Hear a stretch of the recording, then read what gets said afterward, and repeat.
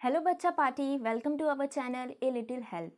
तो बच्चा पार्टी, तो स्टूडेंट्स, आज हम स्टार्ट करने वाले हैं आपकी क्लास 8 की जो हिंदी की बुक है वसंत, उसका चैप्टर फर्स्ट ध्वनि। अब आप सोच रहे होंगे कि मैडम ये ध्वनि क्या होती है। आपने साउंड जो वर्ड है उसको तो बहुत बार सुना होगा और आपको पता है साउंड का मतलब आवाज़ होता है। तो ध्वनि का मतलब भी आवाज़, साउंड ही होता है। इस फोटो को देख के आप समझ सकते हैं, ये जो फोटो मैंने आपको यहाँ पे लगाई है वो इसलिए लगाई है जहाँ पे एक ईयर है, कान है और आवाज़। तो आप सुबह से जब से उठते हैं जब शाम तक, सोने से पहले तक आपको हर इंसान बोलता दिखेगा। जानवर बोल रहे होंगे, इंसान बोल रहे होंगे, लाउड स्पीकर की आवाज़ होगी, आपके फ़ोन की आवाज़ होगी, आपकी टीवी की आवाज़ होगी, आपके लैपटॉप की आवाज़ होगी। हर चीज़ में आवाज़ आवाज़ आवाज़। इसलिए कभी कभार आप थक के बोलते हैं चुप हो जाओ वरना मार डालूंगा। तो ऐसा कुछ नहीं है। यहाँ पे इस कविता में मारने मूरने की बात नहीं हो रही है, लेकिन इस कविता में साउंड के वजह से एक मैसेज दिया जा रहा है। यहाँ पे एक ऐसी आवाज़ की बात की जा रही है जिस आवाज़ को क्या करना चाहते हैं कवि, जिस आवाज़ को वो कवि अपनी आवाज़ को लोगों तक, यूथ तक पहुँचाना चाहते हैं।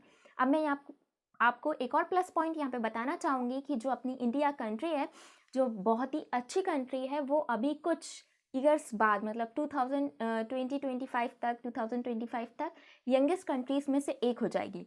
लेकिन स्टूडेंट्स, आज ये बहुत ही बुरी बात है, ये बहुत ही अपन को शर्म वाली बात है कि हमारा जो 90 से 95% यूथ है वो आज अपना टाइम इंस्टाग्राम, फेसबुक और बाकी सोशल मीडिया पे निकालता है पढ़ने की जगह। तो स्टूडेंट्स, अच्छी बात है कि ये कविता उस टाइम लिखी गई जब ये सोशल मीडिया वगैरह इतना नहीं थे। लेकिन अगर कवि प्रेजेंट टाइम में ये कविता लिखते तो वो ड्रीम्स के खिलाफ बोलकर सीधी चीज़ क्या बोलते, वो एक चीज़ बोलते, वो था कि अगर इंसान को सोशल मीडिया से वो दूर कर दें तो वो अपनी ड्रीम्स की तरफ अपने आप चला जाएगा।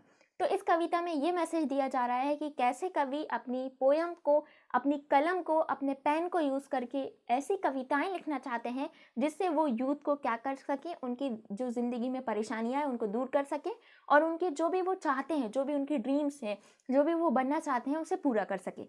चलिए बिना टाइम वेस्ट किए ये पोएम स्टार्ट करते हैं। अभी ना होगा मेरा अंत, अभी अभी तो आया है मेरे मन में मृदुल वसंत, अभी ना होगा मेरा अंत। तो स्टूडेंट्स, यहाँ पे एक सीजन की बात की जा रही है, वसंत, जिसको अपन स्प्रिंग बोलते हैं।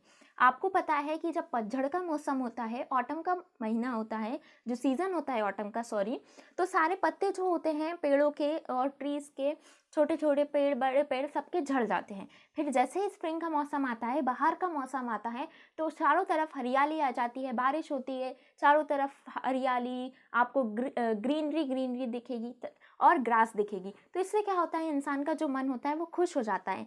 और ये जो मौसम है, मतलब ऑटम के बाद जब स्प्रिंग आता है तो वो एक चीज़ को भी सिग्निफाइज करता है। वो चीज़ क्या होती है, ये कि जैसे इंसान ऑटम में पेड़ पौधों के पास कुछ नहीं रहता, उनके पत्ते झड़ जाते हैं, लेकिन स्प्रिंग में क्या आता है, स्प्रिंग में उनकी ज़िंदगी अच्छी हो जाती है। ऐसे ही स्टूडेंट्स क्या होता है, लाइफ भी ऐसे ही पार्ट है, कभी खुशी कभी गम। आपको क्या रहना चाहिए, हमेशा अपने आप को सब्र करना चाहिए, आपको पेशेंस रखना चाहिए और हमेशा अपना बेस्ट देना चाहिए। तो इन 4 लाइनों में जो कवि हैं वो ये कहना चाहते हैं कि उनका जो अंत है, मतलब उनका जो जीवन का अंत है, वो वसंत की तरह, स्प्रिंग के मौसम की तरह अभी नहीं होगा। क्यों? क्योंकि अभी अभी उनके मन में क्या आया है, मृदुल वसंत आया है। अभी अभी उनके मन में ये आशा आई है, ये एक उनके अंदर एक ड्रीम आई है कि वो लोगों तक अपना मैसेज पहुंचाएं। और स्टूडेंट्स जो कवि हैं वो अपनों को खो चुके होते हैं, उनके परिवार के बहुत से लोग, जैसे कि उनकी माता, उनके पिता और उनकी पत्नी का देहांत हो चुका होता है। तो इसलिए वो एक अपने जो एक दुख भरा जो मैसेज है वो भी यहाँ पे शो करना चाहते हैं कि अभी उनके जीवन का अंत नहीं होगा, क्योंकि जैसे वसंत अभी आया है वैसे ही उनके जीवन में भी वसंत, खुशियाँ और जो एक नया ड्रीम उनको अचीव करने का मैसेज है वो देना चाहते हैं। चलिए आगे बढ़ते हैं और नेक्स्ट लाइनों की तरफ पढ़ते हैं। हरे हरे ये पात, डलिया कलिया कोमल गात, मैं ही अपना स्वम में दुलकर फैलूंगा निर्दित कलियों पर जगह एक प्रत्युष मनोहर। तो यहाँ पे जो कंपैरिजन है वो स्प्रिंग के महीने से किया जा रहा है, वसंत से किया जा रहा है। आपको पता है, ये आप फोटो देख सकते हैं कि कैसे चारों तरफ हरियाली हो जाती है। तो यहाँ पे कवि कहना चाहते हैं कि जैसे जो डालियाँ होती हैं, कलियाँ होती हैं, कोमल कोमल फूल होते हैं और उन पे जो पक्षी होते हैं जैसे कि चिड़िया वगैरह और जो बटरफ्लाइज वगैरह होती हैं, तितली होती हैं, वो आसपास घूमती रहती हैं, वैसे ही मैं क्या करूँगा, अपने स्वप्न को मिदुल कर, मतलब अपने जीवन की जो भी सारी चीज़ें हैं उनसे क्या कर दूंगा, जैसे वसंत के आने से ये चारों तरफ हरियाली हो गई, वैसे ही मैं अपने प्रयास से जो नौजवान लोग हैं, जो यूथ हैं, उनके जीवन में एक वसंत जैसा मौसम ले आऊँगा, उनके जीवन में भी बाहर का मौसम ले आऊँगा और उनके जो जीवन की सारी चीज़ें हैं उनको मैं ख़त्म कर दूंगा। कैसे? मेरी कविताओं से, मेरे लिखने से। अब आप सोचेंगे मृदुल क्या होता है मैडम, आपने बताया नहीं। तो स्टूडेंट्स, मृदुल का मतलब होता है कोमल, सॉफ्ट, जो आप बोलते हैं ना कोमल, जो बहुत सी कलियां जो बिल्कुल कोमल कोमल होती हैं, बिल्कुल सॉफ्ट सी होती हैं, उनके बारे में। और फूल भी आप देखते हैं कि कोमल होते हैं। तो यहाँ पे सेकंड पैराग्राफ में यही बात की जा रही है कि कवि कहते हैं कि जैसे बाहर का मौसम आता है, वसंत का मौसम आता है, जो चारों तरफ हरियाली हो जाती है, जिसकी वजह से क्या होता है, हाँ, जैसे पतझड़ के मौसम के बाद पेड़ों को हरियाली मिलती है, पूरा जो एनवायरनमेंट होता है वो अच्छा हो जाता है, वैसे ही मैं जो भी यूथ के जीवन में परेशानी है उनको क्या कर दूंगा, उनको खींच लाऊंगा और क्या कर दूंगा, अपनी जैसे अपनी जो भी ड्रीम्स है, उनकी जो ड्रीम्स है उनको अपनी ड्रीम्स बना लूंगा और अपने पेन से अपनी जो कविताएं हैं और जो कहानियां हैं उनसे उनके अंदर क्या भर दूंगा, एक जोश भर दूंगा, ताकि वो उसे अचीव कर ले। चलिए आगे आते हैं। पुष्प पुष्प के तंदालस लालसा खींच लूंगा मैं, अपने नव जीवन का अमृत सहज सींच दूंगा मैं।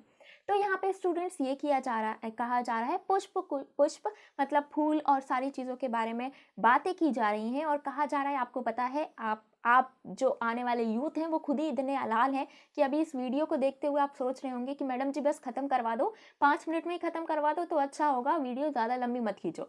तो स्टूडेंट्स, ऐसा ही कुछ कवि कहना चाहते हैं। कवि कहना चाहते हैं कि जो भी उनके दिल में और मन में और जो भी उनका शरीर जो आलस दिखा रहा है यूथ का, मैं क्या कर दूंगा, उसको क्या कर लूंगा, खींच लूंगा, अपनी तरफ खींच लूंगा और एक एनर्जी, एक अच्छा क्या बोलते हैं, एक जोश उनके अंदर भर दूंगा। कैसे? अपनी कविताओं से। चलिए लास्ट लाइनें देखते हैं। द्वार दिखा दूंगा फिर उनको है मेरे वे जहां अनंत, कभी ना होगा मेरा अंत। तो स्टूडेंट्स, यहाँ पे एक ग्रेट मैसेज दिया जा रहा है इस पैराग्राफ से। वो मैसेज ये है कि द्वार दिखा दूंगा मैं। द्वार का मतलब कि जो गेट है, किस चीज़ का गेट? सक्सेस का गेट, आपके ड्रीम्स का गेट, आपका गोल्स का गेट।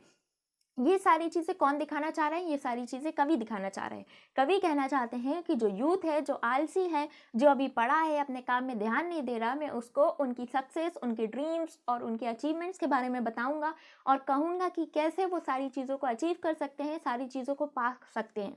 और मैं ऐसा द्वार, ऐसा दरवाज़ा, ऐसा डोर उन्हें दिखाऊंगा जिसका कभी अंत नहीं होगा। क्योंकि स्टूडेंट, सक्सेस का कोई भी अंत नहीं होता, कामयाबी की कोई भी अंत नहीं होती। आप कितना भी कामयाब हो जाओ, आप आगे और कामयाब होना चाहते हो, आप और अच्छा करना चाहते हो, अपनी लाइफ में और सब कुछ बेहतर करना चाहते हो। तो ऐसे ही कुछ कवि कहना चाहते हैं कि मैं क्या कर दूंगा, मैं तुम्हारी जितनी आलसीपन है उसको खींच लूंगा और तुम्हें ऐसा डोर दिखा दूंगा जहां से क्या होगा, तुम्हारा कभी अंत नहीं होगा और फिर क्या होगा, मेरा भी अंत नहीं होगा। क्योंकि अभी जो मैसेज लेके यहाँ पे कवि आए हैं वो कहना चाहते हैं कि वो सारे यूथ तक पहुँचना चाहते हैं, उनकी कविताओं को पहुँचाना चाहते हैं और सबको क्या करना चाहते हैं, जागरूक करना चाहते हैं। तो अभी उनका जो अंत है, अभी जो उनकी मृत्यु है या उनकी जो ज़िंदगी का एंड है, वो इतनी जल्दी नहीं होगा क्योंकि अभी उनका मैसेज सब तक पहुँचा नहीं है। तो स्टूडेंट्स, इसके कवि हैं सूर्यकांत त्रिपाठी निराला। इस पोयम से आपको क्या सीख मिलती है? आप पहली चीज़ जो याद रखेंगे वो है आलस।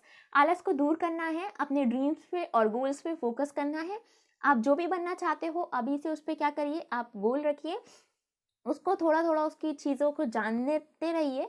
और मैं ये कहूँगी कि आप सिर्फ पढ़ाई पे फोकस मत रखिए। अगर आप पढ़ाई पे 80 to 90% लाते हैं तो वो इनफ है। अभी 10th तक आपका जो कैरियर जो स्टार्ट होता है वो 12th या फिर 12th के बाद, जो भी आप कंपटीशन 10th के बाद फेस करना चाहते हैं या 12th के बाद, ये आप पे डिपेंड करता है। तो मैं आपसे यही कहूँगी कि आप को करिकुलम एक्टिविटीज़ पे भी ध्यान दिए, अपनी अच्छी अच्छी स्किल्स को क्या करिए, हाँ, अपनी अपनी अच्छी अच्छी स्किल्स को सीखिए और उसको प्रैक्टिस करिए। और आजकल आप समझ रहे हैं कि सब कुछ डिजिटल होता जा रहा है, तो कुछ कुछ कंप्यूटर की स्किल्स को भी सीखिए, मैं आपको यही बोलना चाहूँगी। ओके स्टूडेंट्स, अब अपन मिलेंगे नेक्स्ट वीडियो में, तब तक के लिए बाय, टेक केयर।